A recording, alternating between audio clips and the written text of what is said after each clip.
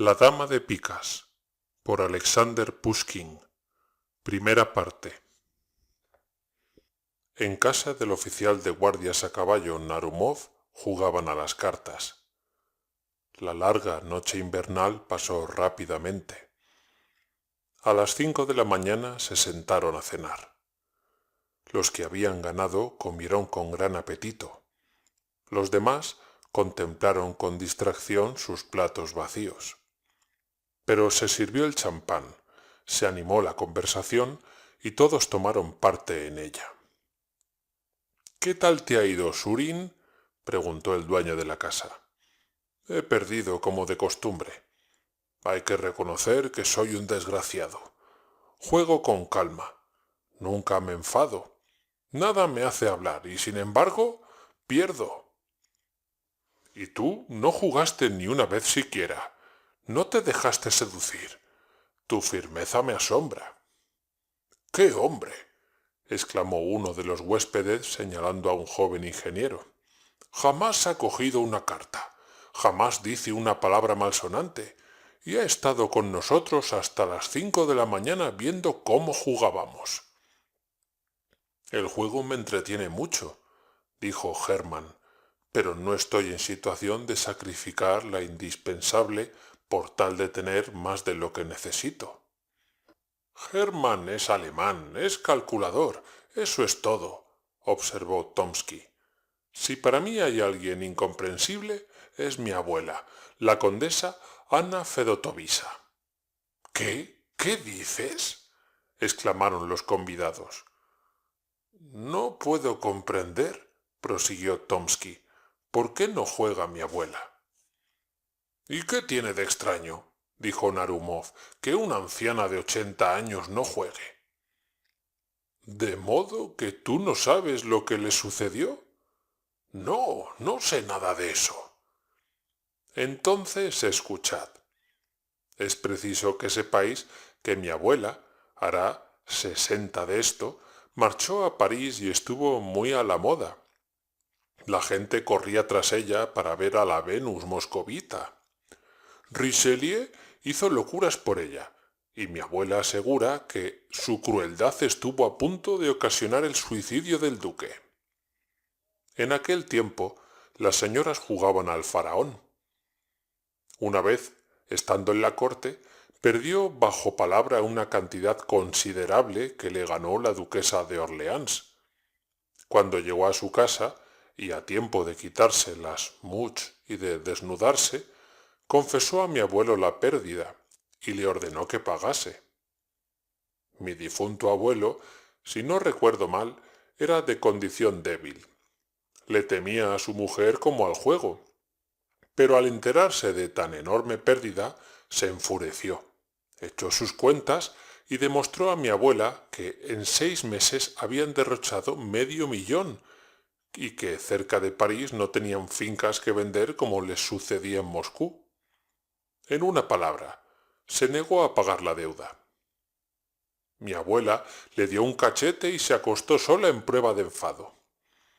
Al día siguiente mandó llamar a su marido, con la esperanza de que hubiese surtido efecto el castigo de la víspera, pero le halló inconmovible. Por primera vez en la vida llegó a tener con él una explicación acalorada. Creyó que iba a ablandarse, condescendiendo hasta demostrarle que hay deudas y deudas y que no puede portarse lo mismo un príncipe que un postillón. A buena parte fue. El abuelo siguió en sus 13. La abuela no sabía qué hacer. Conocía, aunque muy superficialmente, al conde de Saint-Germain, de quien tantas cosas extraordinarias se contaban. Ya sabéis que decía ser el judío errante y haber descubierto el elixir de la vida, la piedra filosofal, etc. Reíanse de él como de un charlatán y Casanova en sus memorias dice que fue un espía. Por lo demás, Saint-Germain, fuera aparte de su misterio, tenía aspecto respetable y era un hombre muy amable en sociedad. Mi abuela le ama desde entonces y se enfada cuando hablan mal de él. Mi abuela sabía que el conde de Saint-Germain disponía de inmensos recursos. Se decidió, pues, a acudir a él, y le escribió una carta rogándole que viniese a verla. El misterioso individuo acudió inmediatamente y la halló sumida en la desesperación. Mi abuela le pintó con sombríos colores la barbarie de su esposo y dijo, por último, que ponía toda su esperanza en su amistad. Saint-Germain reflexionó. «Puedo servirla a usted con esa cantidad», dijo, «pero sé que no estará usted tranquila mientras no me la devuelva, y no quisiera yo ser causa de nuevos disgustos. Hay otro medio. Puede usted recuperar lo perdido jugando de nuevo». «No le digo que estamos sin un céntimo». «Para lo que propongo no hace falta dinero.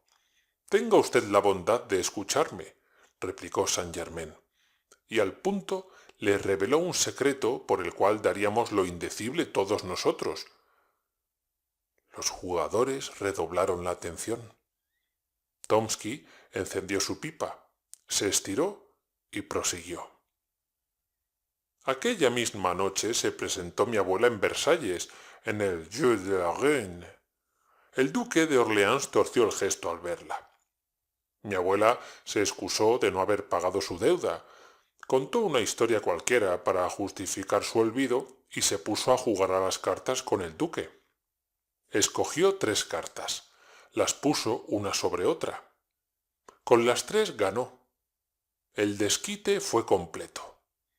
«La casualidad», exclamó uno de los presentes. «Eso es un cuento», observó Hermann. «Quizá fueran cartas falsificadas», dijo un tercero. «No creo», repuso Tomsky con gravedad. «¿Cómo?», exclamó Narumov. «Tienes una abuela que adivina 3 cartas seguidas y hasta ahora no le has arrancado su secreto». «Sí, por vida mía», repuso Tomsky. «Mi abuela tuvo 4 hijos, uno de los cuales fue mi padre. Los 4 eran jugadores y a ninguno le descubrió su secreto, lo cual no hubiera sido malo para ellos, ni para mí tampoco. Pero oigan ustedes lo que me contaba mi abuela del conde Iván Ilich, dándome su palabra de honor de que era cierto.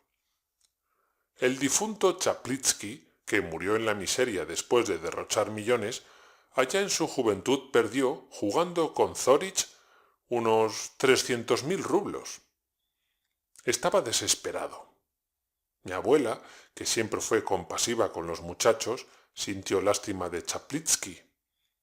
Le dio 3 cartas para que las pusiera una sobre otra y le exigió su palabra de no volver a jugar. Chaplitzky fue a buscar a su vencedor y ambos se pusieron a jugar. Chaplitzky puso 50.000 rublos a la primera carta y ganó, y a la tercera carta se había desquitado por completo. «A todo esto», dijo uno de los presentes, «ha llegado la hora de irse a la cama. Son las 6 menos cuarto». En efecto, empezaba a amanecer. Los muchachos apuraron sus copas de ron y se separaron. La anciana condesa de X estaba sentada en su gabinete delante del espejo. La rodeaban 3 doncellas, una de las cuales tenía el frasco de colorete, otra una cajita con horquillas y la tercera una cofia adornada con cintas de color de fuego.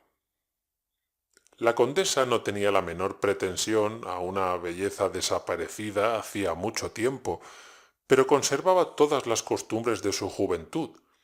Seguía cuidadosamente las modas del año 1770 y se vestía con la misma lentitud y el mismo esmero que 60 años antes. Junto a la ventana, sentada al bastidor, se hallaba una señorita de cuya educación se había encargado la condesa. «Buenos días, grandmamán», dijo al entrar un oficial joven. «Bonjour, mademoiselle Louise. Grandmamán, vengo a pedirle a usted un favor». «¿Qué quieres, Paul?». Permítame usted que le presente a uno de mis amigos y que le traiga al baile que da usted el miércoles. Lo traes al baile y allí me lo presentas. ¿Estuviste anoche en casa de X? ¿Cómo no? Estuvo aquella muy bien. Bailamos hasta las 5 de la mañana. Etezkaya estaba guapísima. Pero querido, ¿qué le encuentras? ¿Se parece a su abuela la princesa Daria Petrovna? A propósito, ¿ha envejecido mucho la princesa Daria Petrovna? ¿Cómo si ha envejecido? Replicó distraídamente Tomsky. Si hace lo menos 7 años que murió. La joven levantó la cabeza e hizo una seña al oficial. Este recordó que a la condesa le ocultaban la muerte de sus contemporáneas y se mordió los labios. La condesa escuchó esto no obstante. Aquella noticia nueva para ella con la mayor indiferencia. Se ha muerto y yo no sabía nada. A las dos nos nombraron damas de honor al mismo tiempo, y cuando nos presentamos, la soberana...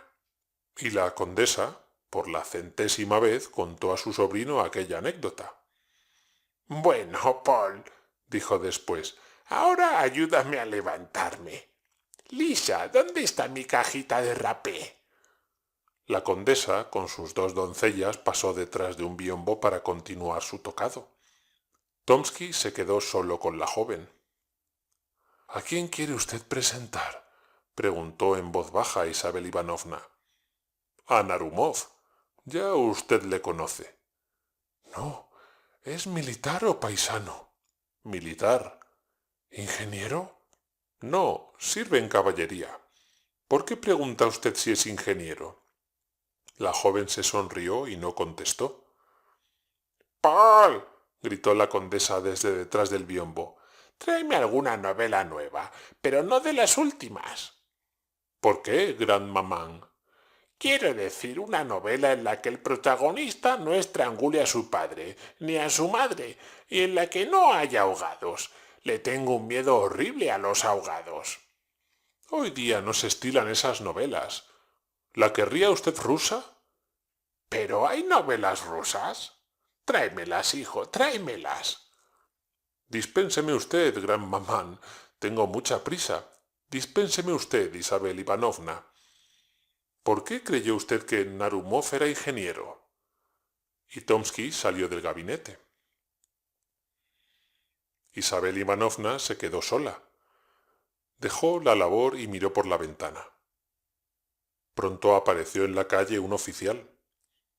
La joven se puso colorada, reanudó su labor e inclinó la cabeza sobre el bastidor.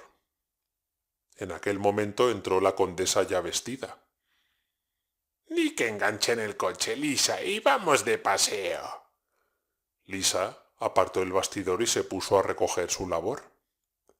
Pero, hija, estás tonta, exclamó la condesa. Di que enganchen inmediatamente. Enseguida, respondió en voz baja la joven y echó a correr hacia la antesala.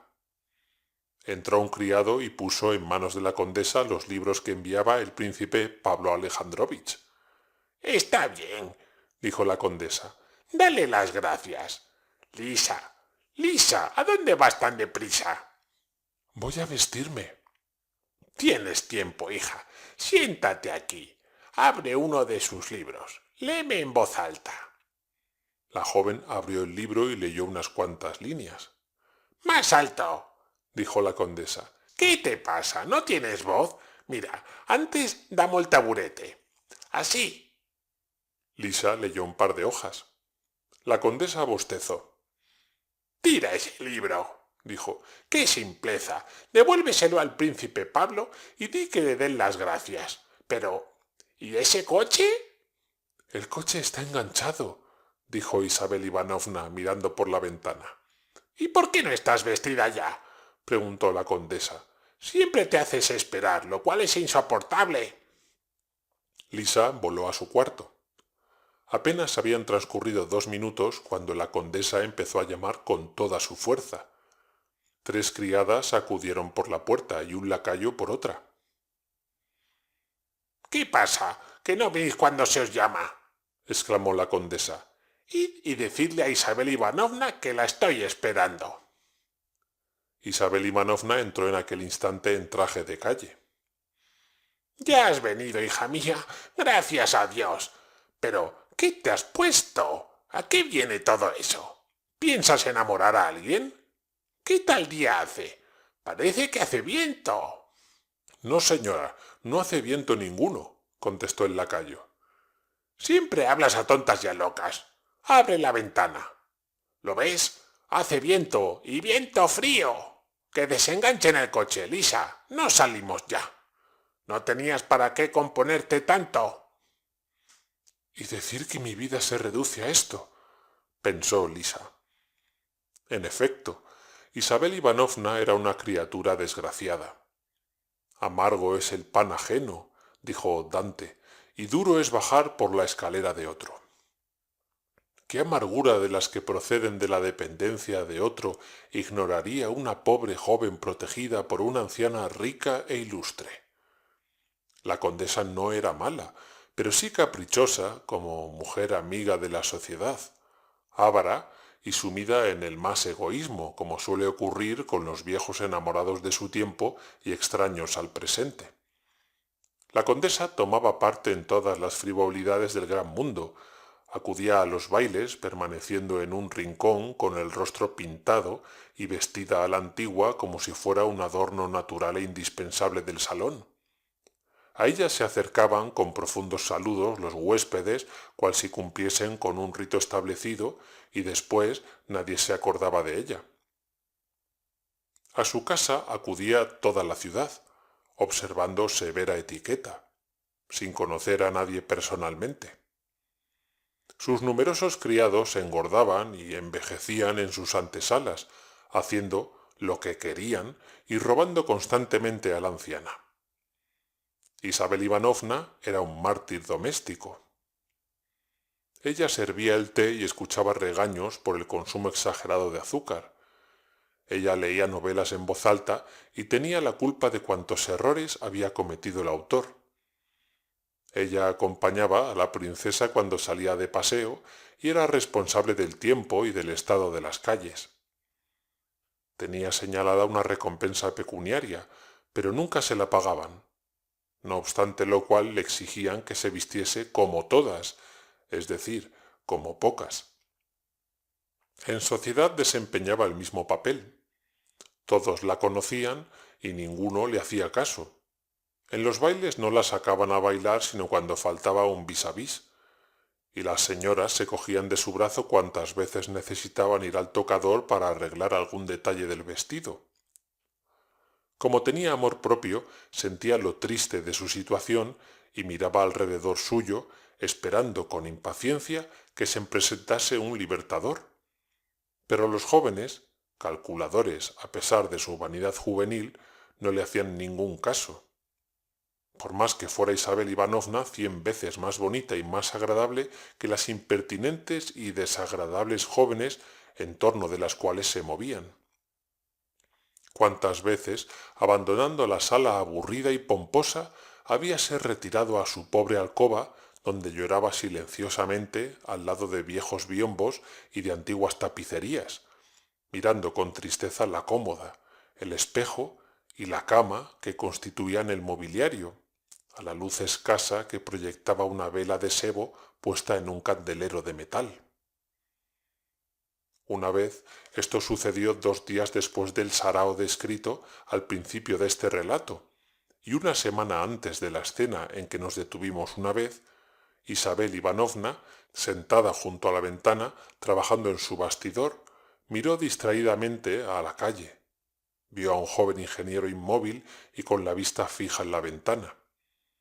Isabel bajó la cabeza y tornó a su labor. 5 minutos después miró de nuevo. El joven oficial seguía en el mismo sitio. No teniendo por costumbre coquetear con los oficiales que pasaban por la calle, dejó de mirar y bordó por espacio de 2 horas sin levantar la cabeza. Sirvieron la comida. Isabel se levantó, recogió su labor y mirando involuntariamente hacia la calle, volvió a ver al oficial. Esto le pareció bastante raro. Después de comer se aproximó a la ventana con cierta intranquilidad, pero el oficial había desaparecido y ella no volvió a acordarse más de él. 2 días después, cuando iba a subir al coche con la condesa, volvió a verle. Estaba junto a la escalinata y ocultaba el rostro en el cuello de Castor. Sus negros ojos brillaban bajo la gorra. Isabel Ivanovna se asustó sin saber de qué y tomó asiento en el coche con inexplicable sobresalto. Al regresar a casa, corrió a la ventana. El oficial se hallaba en el mismo sitio que el otro día y no apartaba la vista de ella.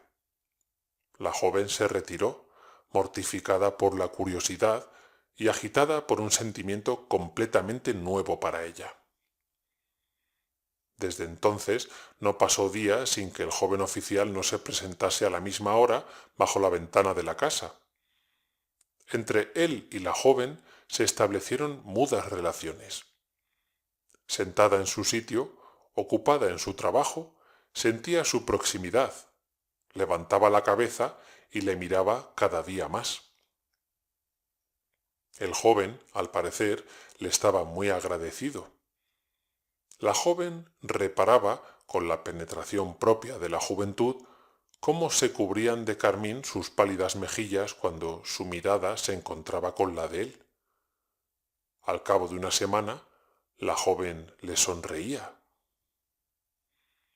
Cuando Tomsky pidió permiso a la condesa para presentar a su amigo, el corazón de la pobre muchacha palpitó con más fuerza, pero cuando supo que Narumov no era ingeniero, sino caballero guardia, deploró haber revelado su secreto por medio de una pregunta indiscreta al impetuoso Tomsky. Segunda parte. Hermann era hijo de un alemán que se naturalizó ruso y le dejó un pequeño capital. Persuadido de la necesidad de robustecer su independencia, Hermann no tocaba a la renta. Vivía con su sueldo únicamente y no se permitía el menor capricho. Por lo demás, era reservado y orgulloso, y sus compañeros raras veces tenían ocasión de burlarse de su extraordinaria parsimonia. Tenía pasiones fuertes y una fantasía ígnea, pero su firmeza le salvaba de los errores propios de la juventud. Así, por ejemplo, siendo en el fondo amigo del juego, no tocaba jamás una carta, porque calculaba que su fortuna no le permitía, según decía él, sacrificar lo indispensable a la esperanza de conseguir lo superfluo, y sin embargo se pasaba noches enteras al lado de las mesas de juego, observando con temblor febril las diferentes alternativas de aquel. La anécdota de las 3 cartas había producido gran efecto en su fantasía, y durante la noche no pudo desecharla de su mente. Si la condesa me revelase su secreto, decía al siguiente día paseándose por San Petersburgo, o me indicase qué cartas son esas, ¿por qué no probar la suerte? Me presentaré a ella, conquistaré su benevolencia, me haré su favorito, diré que estoy enamorado de ella. Pero todo esto requiere tiempo, y ella tiene 87 años. Puede morirse en una semana, en 2 días. ¿Y hasta la misma anécdota? ¿Es creíble? No. Cálculo, moderación y laboriosidad. Estas son mis 3 cartas. Ellas triplicarán, multiplicarán mi capital y me darán la tranquilidad y la independencia. Razonando de este modo, llegó a una de las principales calles de San Petersburgo y reparó en una casa de antigua apariencia. La calle estaba llena de coches que iban acercándose uno tras otro a la puerta, cuyo zaguán estaba profusamente iluminado. De los coches asomaba unas veces el diminuto pie de una belleza juvenil, otras la crujiente bota de uniforme, otras, en fin, la media de seda y el zapato de baile de un diplomático. Las pellizas y los abrigos pasaban en grupo por delante del majestuoso suizo. Hermann se detuvo. —¿De quién es esta casa? —preguntó al policía que estaba en la esquina. —De la condesa —contestó éste. Hermann se estremeció. La maravillosa anécdota acudió de nuevo a su mente. Púsose a pasear por los alrededores de la casa pensando en la dueña y en su maravilloso poder. Volvió ya tarde a su pacífico rincón. Tardó largo rato en conciliar el sueño, y cuando éste le embargó, soñó con barajas, mesas verdes, fajos de billetes y montones de monedas de oro. Puso las cartas una encima de otra, dobló las puestas con energía, ganó sin interrupción, se guardó el oro en los bolsillos y los billetes en la cartera. Al despertarse, ya muy tarde, suspiró ante la pérdida de sus fantásticas riquezas. Salió a pasear por la ciudad y volvió otra vez a casa de la condesa. Una fuerza desconocida le impulsaba hacia ella. Se paseó y miró a las ventanas. En una de ellas vio una cabecita de negros cabellos, inclinada sin duda sobre un libro o una labor. La cabecita se levantó. Hermann vio un rostro juvenil y unos ojos negros. Aquel instante decidió su porvenir. Apenas se había despojado Isabel Ivanovna de su sombrero y de su abrigo, le mandó un recado la condesa y dispuso que volviesen a enganchar el coche. Ambas tomaron asiento en él. En el preciso instante en que dos lacayos levantaban a la condesa y la introducían por la portezuela, Isabel Ivanovna vio a su ingeniero junto a las mismas ruedas. El joven le cogió una mano. Su susto fue tan grande que no logró dominarse. El joven desapareció y la carta quedó en manos de ella. La ocultó en un guante y durante todo el camino ni vio nada ni oyó nada. La condesa tenía la costumbre de ir haciendo preguntas a cada paso. —¿Aquí nos encontramos? ¿Cómo se llama este puente?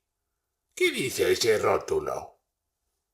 Esta vez Isabel Ivanovna le contestó sin saber lo que decía, y la condesa se enfadó. —¿Qué te ocurre, hija? ¿Estás dormida? Tú no me oyes o no me entiendes. A Dios gracias, no soy tartamuda ni me he vuelto loca. Isabel Ivanovna no la escuchaba.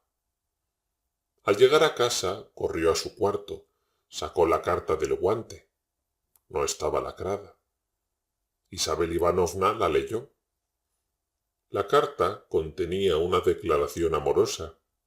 Era tierna, respetuosa y parecía estar copiada literalmente de una novela alemana. Pero Isabel Ivanovna no sabía alemán y quedó muy satisfecha. Esto no obstante, la carta que había aceptado la intranquilizó no poco. En primer lugar, se ponía en relaciones secretas e íntimas con un joven cuya osadía le infundía pavor. Reprochábase su impremeditada conducta y no sabía qué hacer, si dejar de sentarse a la ventana y a fuerza de indiferencia quitarle todo deseo de ulteriores relaciones, devolverle la carta o contestar esta última con frialdad y energía. No tenía con quién consultar, carecía de amigas y de maestras. Isabel Ivanovna resolvió contestar. Sentóse a la mesita de escribir, cogió pluma y papel y se puso a reflexionar. Empezó varias veces su carta y otras tantas la rompió.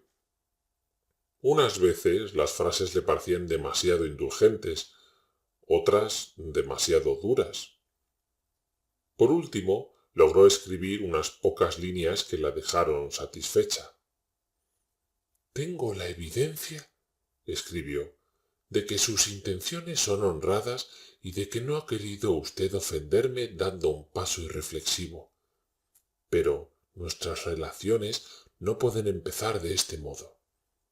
Le devuelvo su carta y espero que no tendré de antemano razones para deplorar un inmerecido desprecio.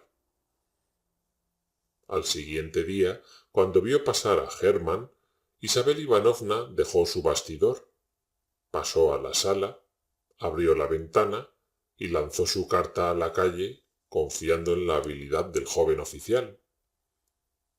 Hermann corrió, cogió la carta y entró en una confitería próxima.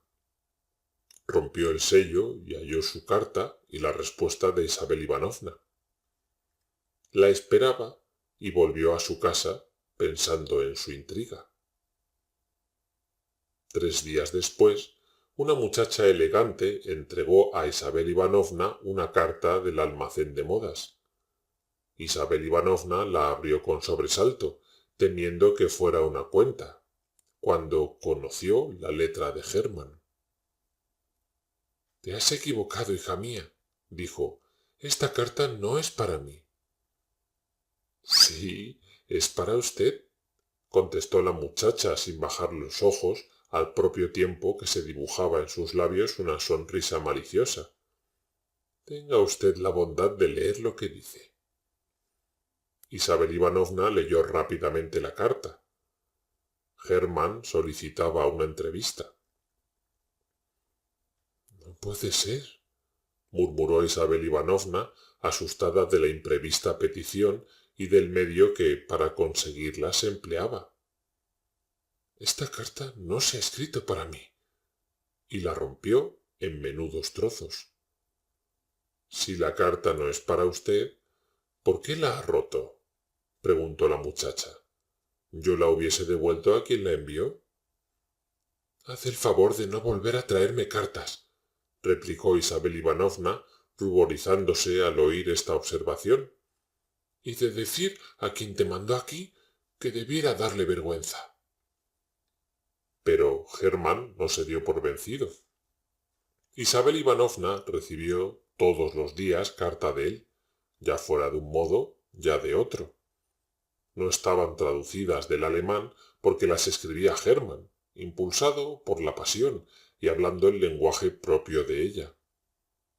En ellas se expresaban la inflexibilidad de sus deseos y el desorden de una imaginación desenfrenada. Isabel Ivanovna no pensaba ya en devolverlas, se embriagaba con ellas. Empezó a contestarlas, y sus cartas cada vez eran más largas y más tiernas. Por último le echó por la ventana la siguiente misiva. «Hoy es el baile en casa del embajador de... La condesa irá. Nos quedaremos solas 2 horas. He aquí una ocasión de verme. Tan luego como se marche la condesa, sus criados se irán probablemente también. El suizo se queda en el zaguán, pero es verosímil que también se retire a su cuarto. Venga usted a las 11:30. Diríjase a la escalera.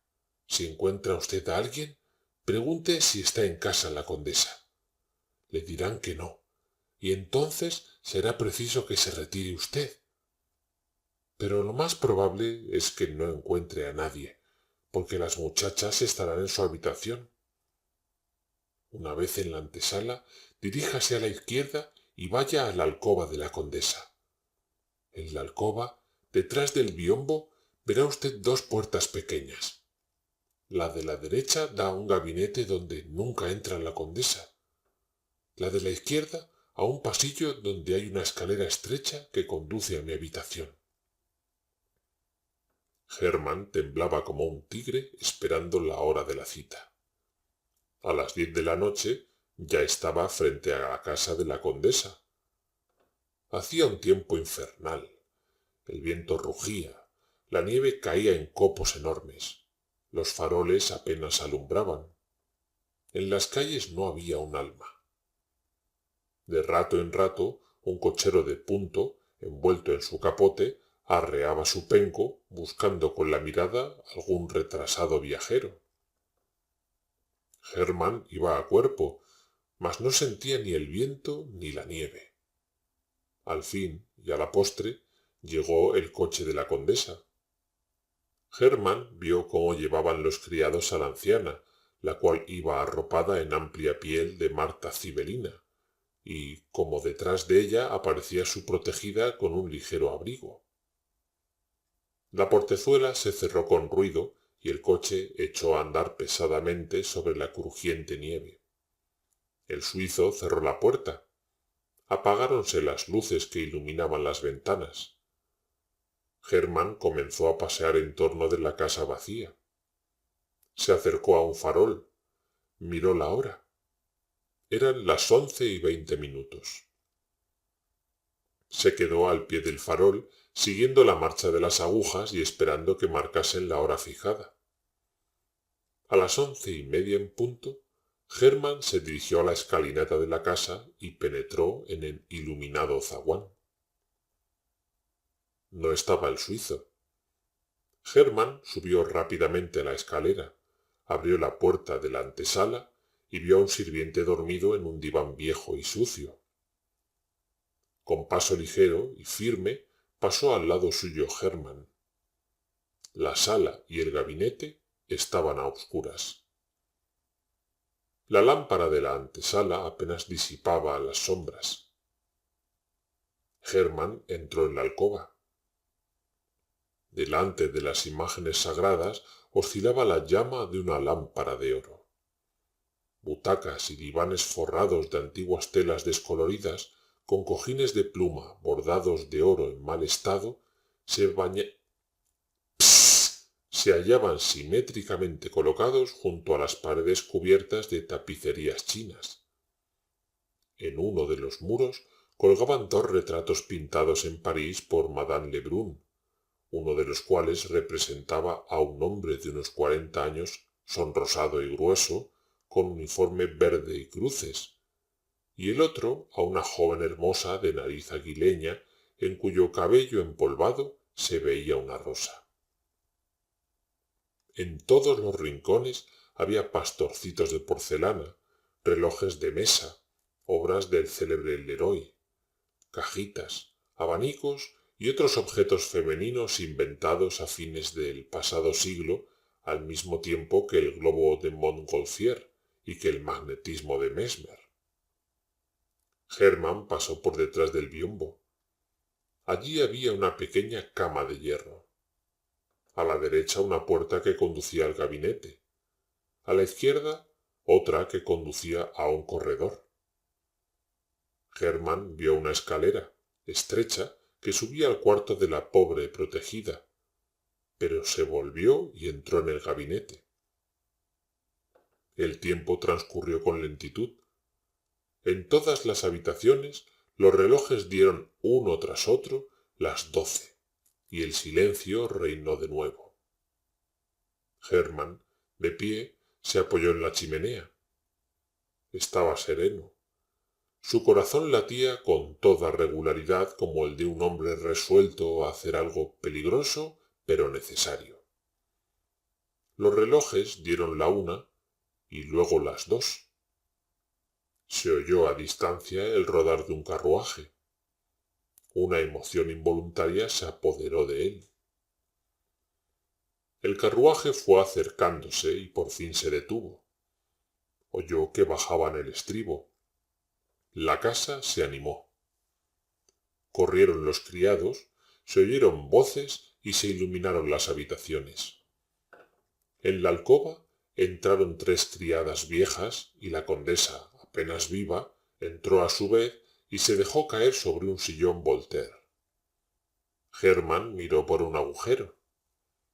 Isabel Ivanovna pasó por delante de él. Hermann oyó sus apresurados pasos por la escalera y sintió en el corazón algo así como un remordimiento que se desvaneció al punto. Se hizo de piedra. La condesa empezó a desnudarse delante del espejo. Le quitaron la capota adornada de rosas, desprendieron de su pelado cráneo la empolvada peluca. Los alfileres cayeron en forma de lluvia alrededor de ella. Su vestido amarillo bordado en plata cayó a sus hinchados pies. Hermann fue testigo de los repugnantes secretos de su tocado. Por último, la condesa quedó en chambra y con gorro de dormir, y en este traje más apropiado a su edad resultaba menos terrible y más natural. Como todos los viejos, la condesa padecía de insomnio. Después de desnudarse, tomó asiento junto a la ventana en el sillón Voltaire y despidió a sus doncellas. Lleváronse las luces y la habitación quedó alumbrada por la lámpara únicamente. Amarillenta, agitando los caídos labios y moviendo la cabeza de derecha a izquierda, yacía la condesa en su sillón. En sus turbios ojos se reflejó la completa ausencia de pensamientos. Mirándola, podía creerse que los movimientos de la anciana procedían no de su voluntad, sino de la acción de un secreto galvanismo. De repente, este rostro moribundo se descompuso horriblemente. Los labios quedaron inmóviles. Se animaron los ojos. Delante de la condesa estaba un desconocido. «No se asuste usted, por el amor de Dios, no se asuste», dijo éste en voz baja y clara. «No voy a hacerle ningún daño. He venido a hacerle una súplica». La anciana le miró en silencio, como si no le oyera. Hermann creyó que era sorda, e inclinándose hacia ella, le repitió sus palabras al oído. La anciana tampoco le contestó. «¿Puede usted», prosiguió Hermann, «darme la felicidad sin que nada le cueste? Sé que le es dado a usted adivinar 3 cartas seguidas». Hermann se detuvo. Al parecer, la condesa había comprendido lo que le pedían. Parecía como si quisiera buscar palabras para contestar. «Eso es una broma», dijo por último. «Le juro a usted que es una broma». «No hay tal», le interrumpió Hermann encolerizado. «Recuerde a Chaplitzky, a quien ayudó usted a desquitarse». La condesa se turbó visiblemente. Su rostro reflejó una gran agitación moral, pero al cabo de un instante tornó a la anterior inconsciencia. «¿Puede usted decirme qué 3 cartas son esas?», preguntó Hermann. La condesa no contestó. Hermann prosiguió. «¿A qué conduce tanto misterio?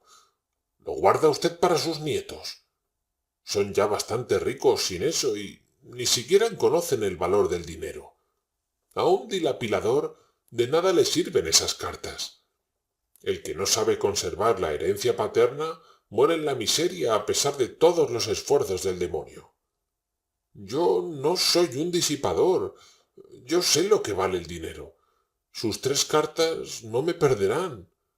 Bueno, ¿qué?». Se detuvo tembloroso esperando la respuesta. Hermann se arrodilló. Si su corazón sintió alguna vez amor hacia alguien, si recuerda sus delicias, si alguna vez sonrió feliz junto a la cuna de un hijo, si en su pecho latió alguna vez un sentimiento humano, yo invoco esos sentimientos de esposa, de amante, de madre. Yo invoco todo lo que es santo en la vida y le suplico que no me niegue lo que deseo, que me descubra su secreto. ¿Qué interés tiene en no hacerlo? Quizá vaya unido a un pecado horrible, a la pérdida de la eterna bienaventuranza, a un pacto diabólico. Piénselo bien. Usted es vieja, poco le queda ya de vida. Yo tomo sobre mí todos vuestros pecados. Descúbrame el misterio. Piense que la felicidad de un hombre se halla en sus manos, que no solo yo, sino mis hijos y mis nietos bendecirán su memoria y la adorarán como a una santa. La anciana no contestó. Hermann se levantó. «¡Bruja del demonio!», exclamó rechinando los dientes. «Yo te obligaré a contestar». Así diciendo, sacó una pistola. La condesa, al ver el arma, debió experimentar profunda impresión. Movió la cabeza y levantó el brazo como si quisiera evitar el disparo. Después se dejó caer y quedó inmóvil. «Déjese de niñerías», prosiguió Hermann cogiéndole la mano. «Por última vez le pregunto si quiere o no indicarme las 3 cartas». La condesa no contestó. Hermann vio entonces que estaba muerta. Tercera parte. Isabel Ivanovna estaba en su cuarto, en traje de baile todavía, sumida en profundas reflexiones. Al llegar a casa se apresuró a despedir a la adormilada doncella que de mala gana le ofrecía sus servicios, diciéndole que se desnudaría sola, y temblando entró en su cuarto, esperando encontrar allí a Hermann y deseando al mismo tiempo no verle. La primera mirada que lanzó pudo convencerla de que allí no estaba, y dio gracias al destino por el obstáculo que había opuesto a la entrevista. Se sentó sin desnudarse y púsose a recordar todas las circunstancias que en tan corto tiempo la habían llevado tan lejos. No habían pasado aún 3 semanas desde el día en que, por vez primera, vio desde la ventana al joven, y ya estaba en correspondencia con él y había logrado obtener de ella una entrevista nocturna. Ella sabía el nombre de él solo porque algunas de sus cartas estaban firmadas por él. No había hablado con él jamás. No conocía el metal de su voz. No había oído hablar de él jamás. Hasta aquella misma noche. Extraña cosa. Aquella misma noche, el baile Tomsky, molesto con la princesita Paulina, que contra su costumbre no coqueteaba con él, deseó vengarse, demostrándole indiferencia, e invitó a Isabel Ivanovna a bailar una mazurca. Todo el tiempo que duró ésta se burló de su inclinación hacia los ingenieros. Aseguró que estaba enterado de muchas cosas que ella no podía ni siquiera figurarse, y algunas de sus burlas iban tan bien dirigidas que Isabel Ivanovna pensó más de una vez en que se había descubierto su secreto. «¿Quién le ha dicho a usted todo eso?», preguntó sonriéndose. «El amigo de una persona a quien usted conoce», le contestó Tomsky, «un hombre muy notable». «¿Y quién es ese hombre tan notable?». «Le llaman Hermann». Isabel Ivanovna no contestó, pero se quedó helada. «Este Hermann», prosiguió Tomsky, «es una persona verdaderamente romántica. Tiene un perfil napoleónico y alma de Mefistófeles. Yo creo que sobre su conciencia pesan lo menos 3 crímenes». «¡Qué pálida se pone usted!». «Me duele la cabeza. ¿Qué le dijo a usted Hermann, o cómo se llame?». «Hermann está muy descontento con su amigo. Dice que en su lugar él hubiera procedido de distinto modo». «Yo llego hasta suponer que Hermann tiene algún propósito con respecto a usted. A lo menos escucha con bastante disgusto las enamoradas razones de su amigo». «Pero, ¿dónde me ha visto?». «En la iglesia, tal vez, en el paseo, Dios sabe dónde. Quizá la haya visto a usted en su alcoba mientras usted dormía». 3 señoras que se acercaron preguntando «¿On dit ou regrette?», interrumpieron una conversación que iba siendo cada vez más interesante y más dolorosa para Isabel Ivanovna. La dama elegida por Tomsky fue la misma princesa, que después de muchos rodeos y de muchos circunloquios logró ponerse al habla con él. Al volver a su sitio, Tomsky no pensó en Hermann ni en Isabel Ivanovna, la cual quiso reanudar el interrumpido diálogo, pero concluyó la mazurca y poco después se retiró la condesa. Las palabras de Tomsky eran mera charla, pero quedaron grabadas en el alma de la joven. El retrato bosquejado por Tomsky coincidía con la imagen que ella misma había concebido, y gracias a las novelas más recientes, tan ruin figura asustaba y esclavizaba su fantasía. Sentada estaba con las manos cruzadas, reclinada la cabeza adornada todavía con flores, cuando de pronto se abrió la puerta y entró Germán. Isabel Ivanovna se estremeció. ¿Dónde estaba usted? Preguntó con voz apagada por el miedo. En la alcoba de la condesa, contestó Germán.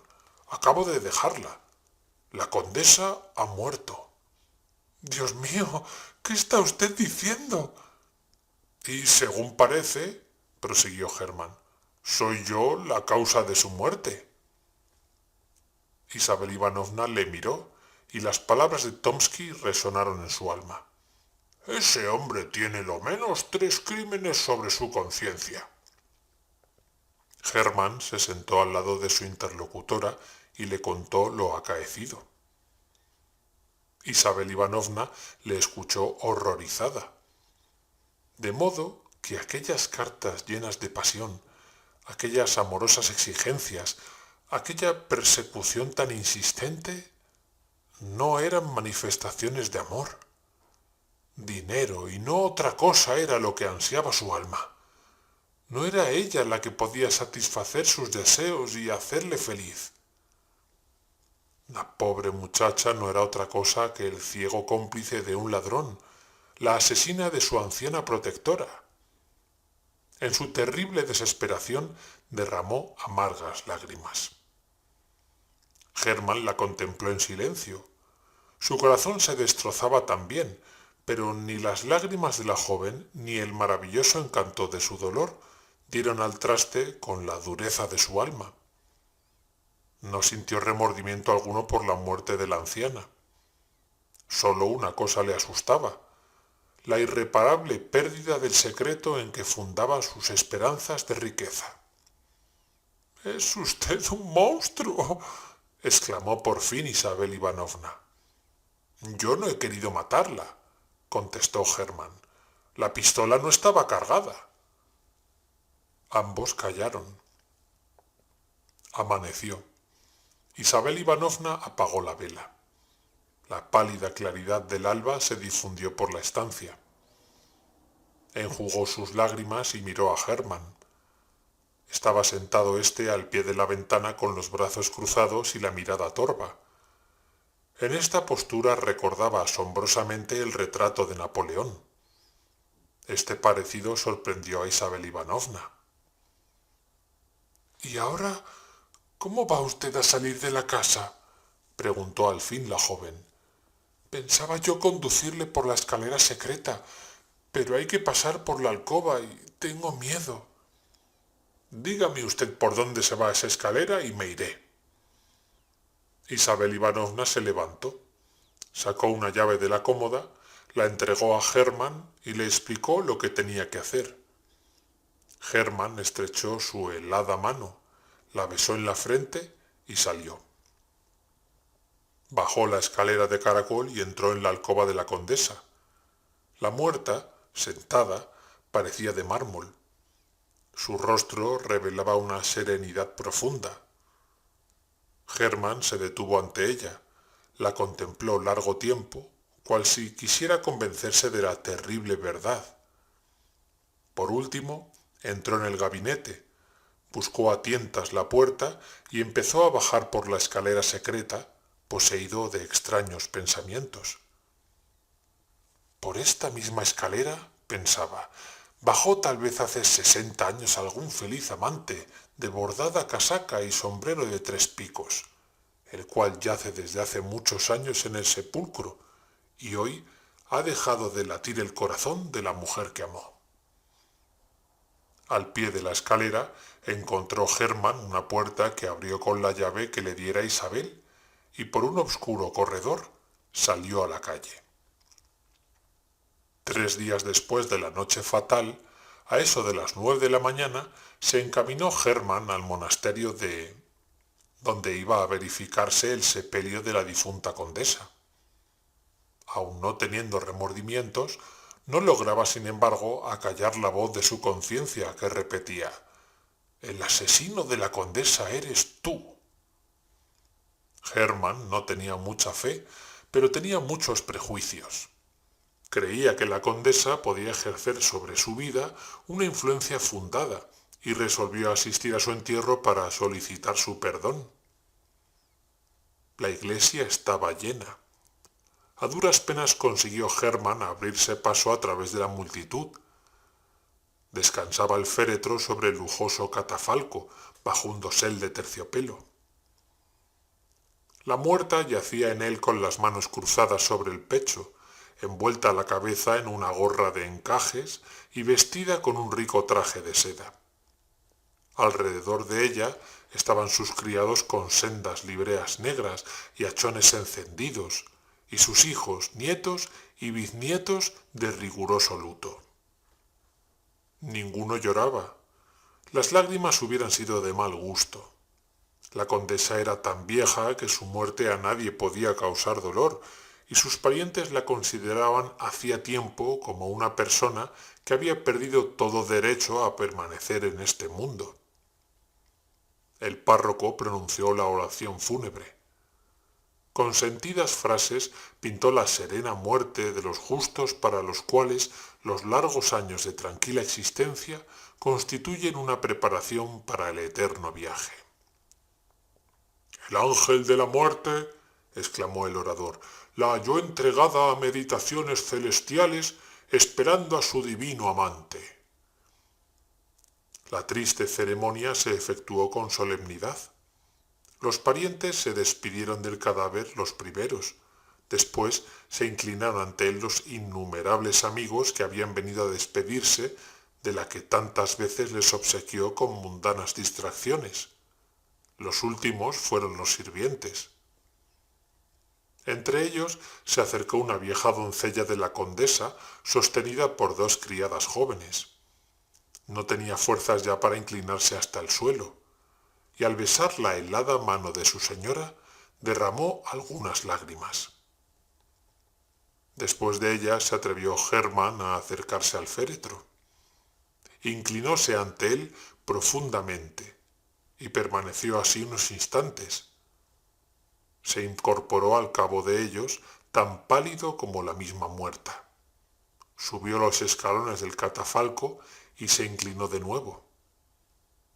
En aquel instante le pareció que la difunta le miraba con desprecio. Hermann se echó rápidamente hacia atrás, tropezó y cayó al suelo. Le ayudaron a levantarse. Al mismo tiempo Isabel Ivanovna caía desmayada. Este incidente perturbó breve espacio la solemnidad del acto.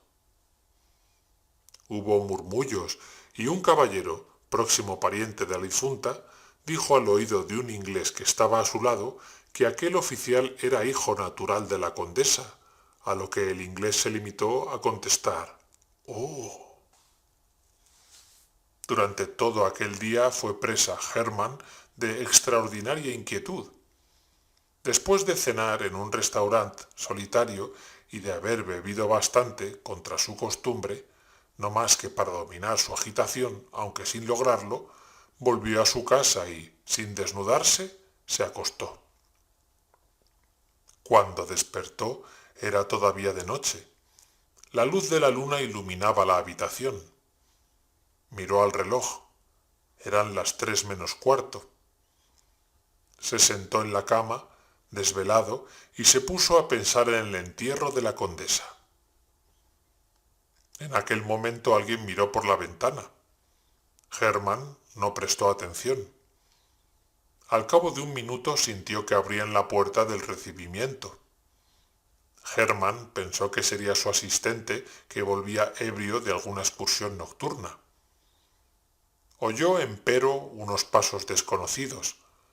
Alguien andaba arrastrando suavemente los pies. Se abrió la puerta y entró una mujer vestida de blanco. Hermann creyó que sería su anciana sirvienta e iba a preguntarle qué se le ofrecía a horas tan intempestivas, cuando la mujer se puso frente a él. Era la condesa. He venido a verte contra mi voluntad, dijo con voz entera, pero me mandan que acceda a lo que solicitas. El 3, el 7 y el as son las cartas que te harán ganar, pero con la condición de que no juegues más que a una sola carta cada día y de que después no vuelvas a jugar más en toda tu vida. Te perdono mi muerte con tal que te cases con Isabel Ivanovna. Diciendo estas palabras, volvióse, echó a andar hacia la puerta y desapareció arrastrando lentamente los pies. Hermann oyó que se cerraba la puerta de la calle y vio que una sombra cruzaba su ventana. Permaneció mudo de asombro durante algunas horas. Después se levantó y entró en la habitación inmediata. Su asistente estaba durmiendo en el suelo. Le despertó a la fuerza. El asistente, como de costumbre, estaba borracho. No fue posible averiguar nada. La puerta de la calle estaba cerrada. Hermann volvió a su cuarto, encendió una luz y escribió las palabras que le había dicho la condesa. Así como en la naturaleza física no pueden dos cuerpos ocupar el mismo lugar al mismo tiempo, en la naturaleza moral tampoco puede haber dos ideas fijas. El 3, el 7 y el as expulsaron muy pronto de la imaginación de Hermann la tétrica figura de la condesa. Todos sus pensamientos se concentraban alrededor de las tres cartas misteriosas. El 3, el 7 y el as le perseguían en sueños bajo las formas más diversas y más raras. Todos sus pensamientos se fundían en uno solo: aprovecharse del secreto que le había revelado la anciana. Pensó en dejar el servicio y en hacer un viaje. Quería labrar una fortuna en las casas de juego de París. La casualidad le evitó estas molestias. Había en Moscú una sociedad de acaudalados jugadores presidida por el famoso Tchekalinsky, que se había pasado la vida con las cartas en la mano derrochando millones. Su larga experiencia le había conquistado la confianza de los amigos y su hospitalidad.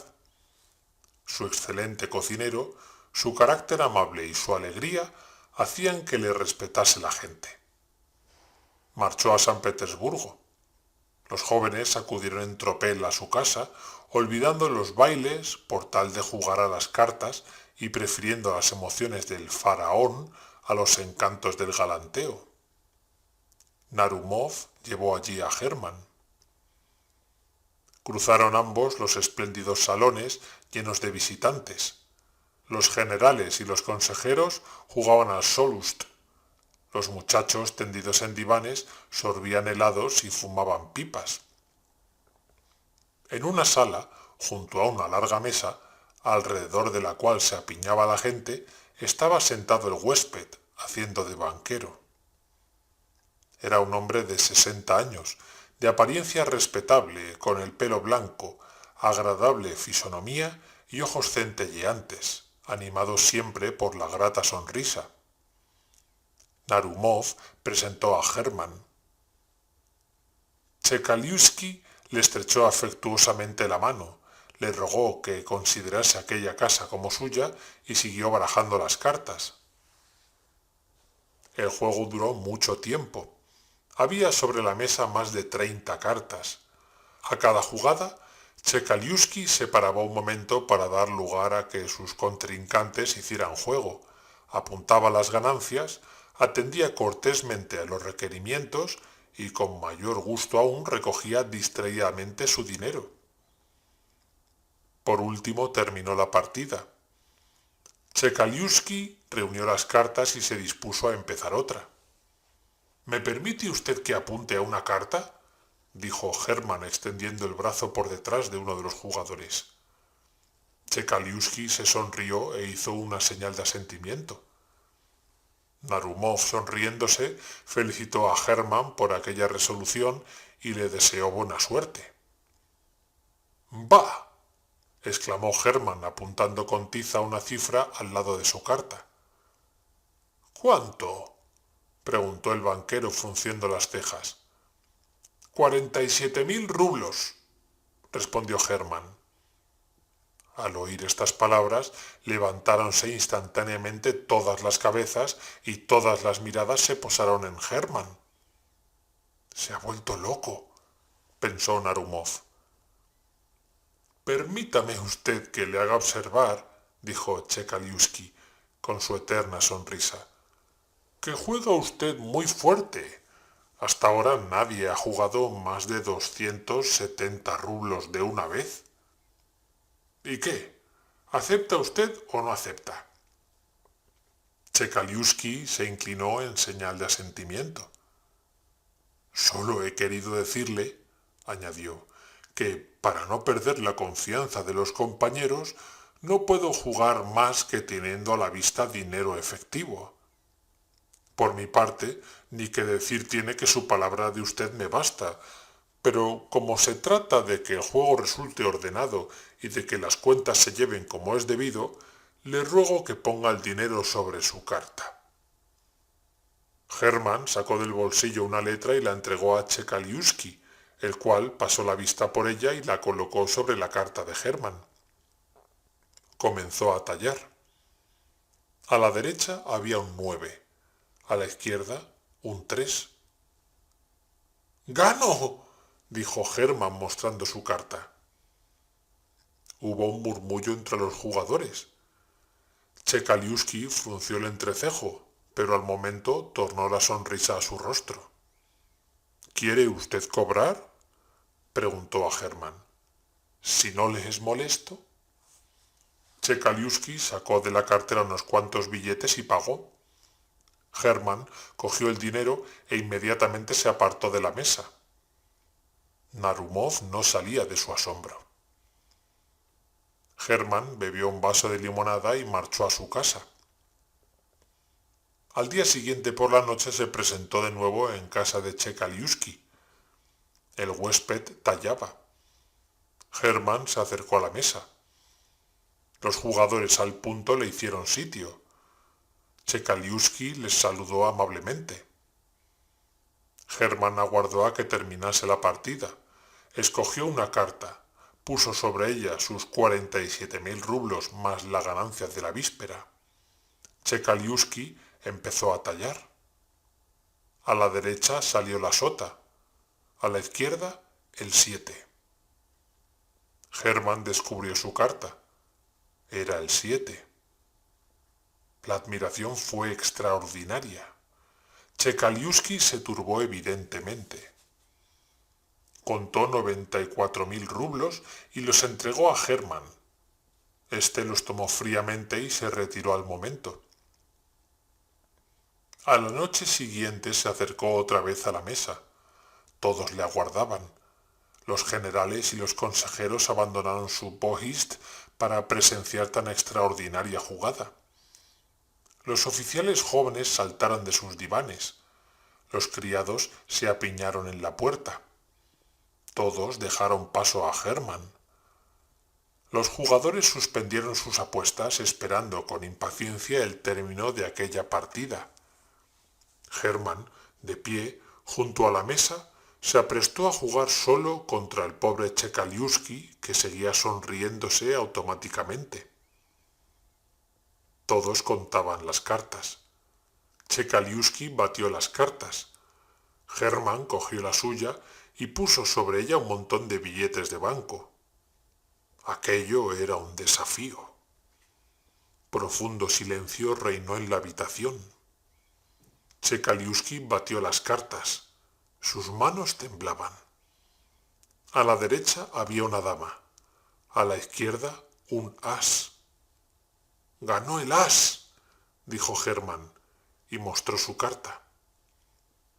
«Su dama de usted ha perdido», dijo afectuosamente Tchekaliuski. Hermann se estremeció. En efecto, en vez de un as, tenía una dama de picas. No daba crédito a sus ojos, ni comprendía cómo había podido equivocarse. En aquel instante le pareció que la dama de picas se sonreía.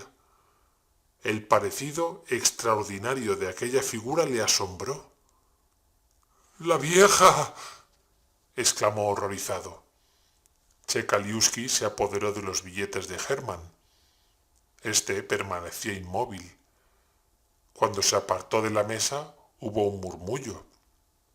¡Qué bien juega!, exclamaban. Chekaliusky barajó de nuevo las cartas y el juego siguió su curso normal. Hermann se volvió loco. Está en el manicomio de Obuchowski, en la celda 17. No contesta a las preguntas que le dirigen y murmura con extraordinaria rapidez: 3, 7, as, 3, 7, as. Isabel Ivanovna se ha casado con un muchacho muy simpático. Ha servido en la administración y tiene algún capital. Es hijo del administrador de la condesa. Isabel Ivanovna tiene en su casa a un pariente pobre. Tomsky ha ascendido a comandante y se ha casado con la princesa Paulina. Fin de La dama de picas, por Alexander Pushkin. Si te gustó el video, dale me gusta, suscríbete al canal y compárteselo a tus amigos. Nos vemos hasta la próxima.